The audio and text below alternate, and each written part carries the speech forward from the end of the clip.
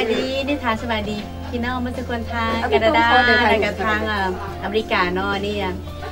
โดมาลาเอกมาเตบกโดอยู่ฝรั่งเศสเนาะอากาศดีใจที่สุดเลยมาร่วมงานกับเพิร์นวันนี้วันละกับเพิร์นทั้งหลายวันละภาคภูมิใจที่สุดเลยคันแก้วเนาะอยู่ปารีสก็ขอสบายดีทุกคนที่อยู่ USA อยู่แคนาดาเนาะแล้วก็ดีใจที่ได้ต้อนรับพรภูมิธรวิไลจันทร์กิจราชแล้วก็วิไลจันทร์สุดเนาะนางเอกของเขาด้วยกันสบายดีเนาะดีใจวันนี้มาร่วมงานกับพรแล้วก็ถือว่าเป็นวาสนาของเฮาเมื่อสุขคนไปร่วมงานน้ำท้องรุ่นก็ถือว่าเป็นรักษาไว้เป็นที่ระลึกอย่างสุดใจดีใจร้ายแบบนี้มีทุกคนตั้งคิดตั้งใจเป็นเพียรอย่างเต็มที่เนาะใจนี้กิจกรรมเนาะมาจากซานฟรานซิสโกแคลิฟอร์เนียอยู่อเมริกาเนาะวันนี้ก็รู้สึกดีใจที่สุดที่ได้มาร่วมงานนำหมู่นักศิลปินอยู่ทางฝรั่งเศสลงมาลาแล้วก็ข้างแก้วแล้วก็เป็นดิสโก้เงินจันสุขเธอที่สองได้กลับคืนพบกันในรอบ10 ปีเนาะดีใจไล่แล้วก็นางฟอนพงมีทรกับวิไลจันทร์ที่มาจากแคนาดาแล้วก็อย่างจิมมี่อย่างประเทศเธอจิมมี่เนาะก็รู้สึกภาคภูมิใจวันนี้ก็สิให้มวลที่สุดละเอาเต็มที่แล้วก็เอาเนาะสำหรับพรเองผู้รู้จักสิบยังตื่นตันใจที่สุดมื้อนี้เพราะว่าหลังจาก10 ปีมิตรภาพศิลปินลาว10 ปีหลังที่ว่าพรมาเนาะแล้วก็ได้รับความสนับสนุนและจนรับอย่างอบอุ่นจากพี่น้องทางหมู่ปารีสแล้วก็มื้อนี้ก็เป็นอีกมื้อหนึ่งที่มีพิเศษที่สุดสำหรับพรแล้วก็บ่ต่างอย่างกับวิเลจันแล้วก็คิติตลาจากอเมริกาแคนาดาแล้วก็นักศิลปินพวกเขาจากฝรั่งเองเนาะคนเองคิดว่าพวกเขาจะมีความภูมิใจและกันพร้อมแล้วมื้อนี้จะแสดงสุดที่มือให้พี่น้องเขาฟังเสียงมวลจะนำออกมาจากหลายประเทศ3 ประเทศเรียนว่ามิตรภาพศิลปินลาวและโดยเฉพาะข้อขับใจหมู่กลุ่มศิลปินมัดทุกคนแล้วก็ใหญ่ๆเขาเนาะเลยมาลีจะจุดเป็นไอดอลของขวัญตลอดกาลและก็มื้อนี้ภูมิใจที่ได้มายืนอยู่เวทีศิลปินนำเพลินกันถือว่าพรมีโอกาสดีที่สุดแล้วก็ขอบใจไม่ได้เลยขอบใจที่ว่าเป็นอาจารย์ของพรตลอดเลยค่ะขอบใจมือกลองขอบใจ organizer ขอบใจคณะกรรมการทุกๆคนขอบใจพี่น้องแฟนเพลงทางปารีสเมื่อทุกคนแล้วก็พี่น้องแฟนเพลงทางมุดเหนือฝรั่งขอบใจมุดวงดนตรีนมหนาวแล้วก็ขอบใจเมื่อทุกคนเนาะ from here from Bonga right I love you thank you so much and I want to be that thank you จันเสด็จลงมาจากเมืองโอเรอันตื่นตันใจและก็มีความภาคภูมิใจมากที่สุดแต่ได้ไปแสดงมานำกันแต่คือถือว่าเธอนี่เป็นเธอพิเศษก่อนมัดก็ขอบใจพรขอบใจผู้จัดการทั้งนั้นทุกด้านเนาะถือโอกาสนี้ขอบใจทุกท่านแต่ว่าบทสิ้นสุดกับขอบใจแฟนเพลงทุกคนพี่น้องเราที่ให้ความอุดหนุนและให้ความมาสปอร์ตให้แกศิลปินเราได้มีกำลังใจไปตลอดเวลาโดยเฉพาะแล้วก็คือมาริจันสุดยังได้มาห่วงกับน้องมือนี่ก็ขอบใจพิเศษกับมาริจันสุดเขาเองก็จะแสดงเต็มที่เนาะพวกเขามาสุดคนมือแรง Are you ready? So yeah.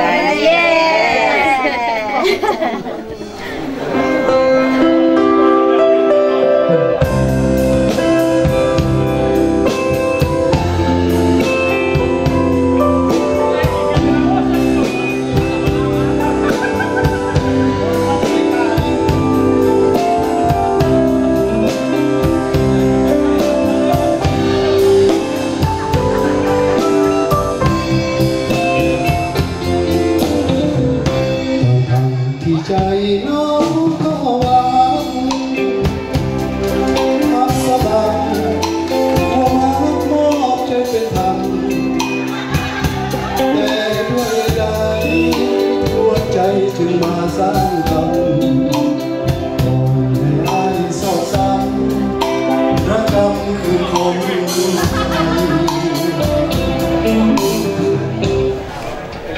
ต่อไปนี้ข้าพเจ้าเองอยากจะขอเชิญคณะซึ่งว่าจัดงานราตรีสำหรับค่ำคืนมื้อนี้ได้ขึ้นมากล่าวขอบใจแก่ท่านผู้มีเกียรติขอเชิญคณะผู้จัดทำขอเชิญสบายดีและยินดีต้อนรับท่านผู้มีเกียรติและทุกทาง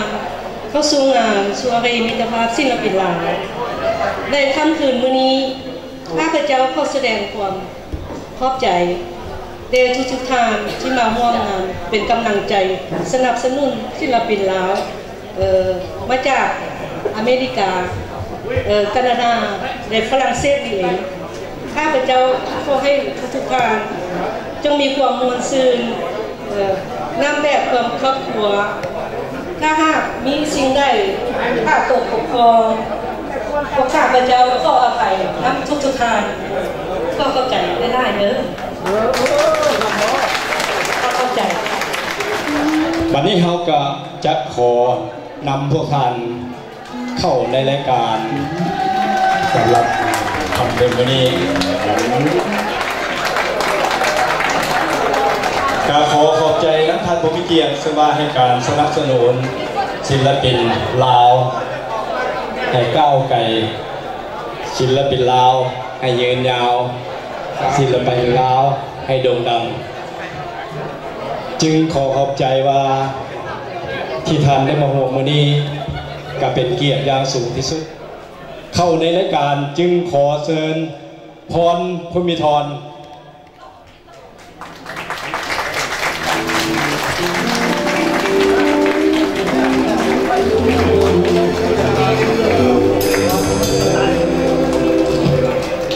เข้าใจได้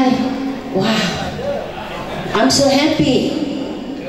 very happy ภาษาฝรั่งเรียกว่ากุ้งต้องไรแมนบอกแต่ว่าภาษาลาวดีใจหลายที่สุดที่ว่าพี่น้องเขามาเป็นกำลังใจให้แก่ศิลปินที่ว่าเดินทางมาจากอเมริกาแคนาดาและดูเฉพาะพิเศษสุดในวันนี้แมนพี่น้องศิลปิน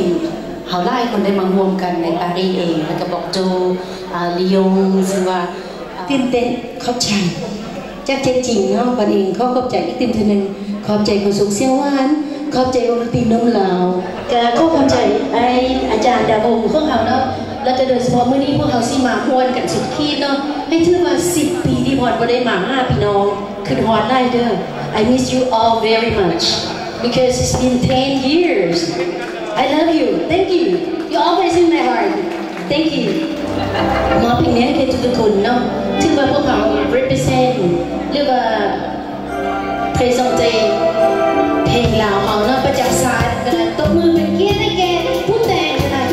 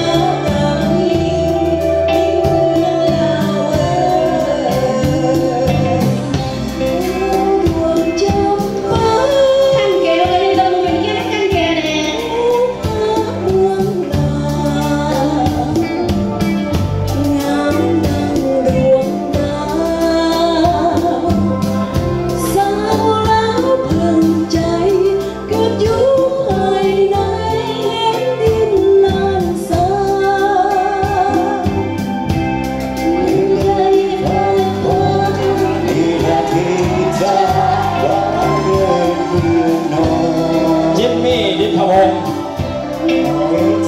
เอาเจ้าเป็นเพื่อนเราเอาถึงสีวา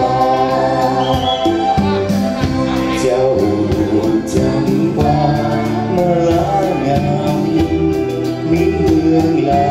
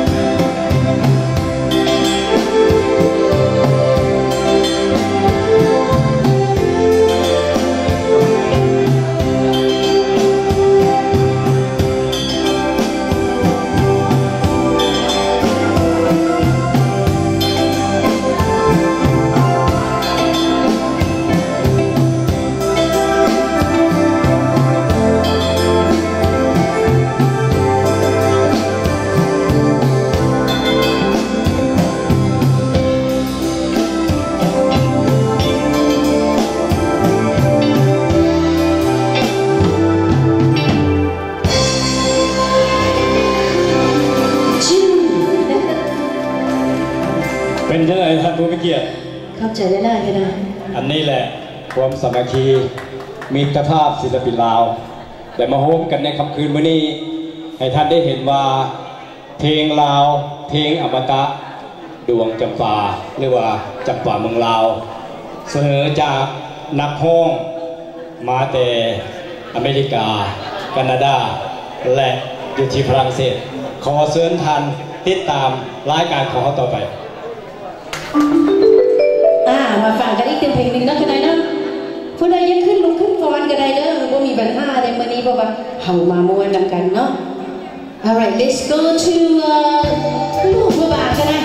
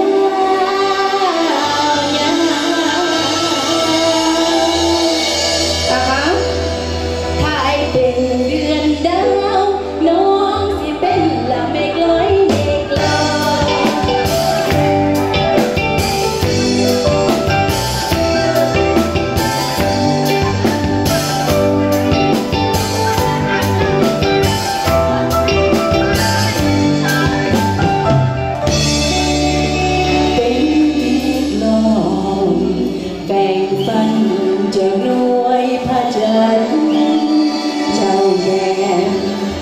cho kênh Ghiền Mì Gõ để không bỏ lỡ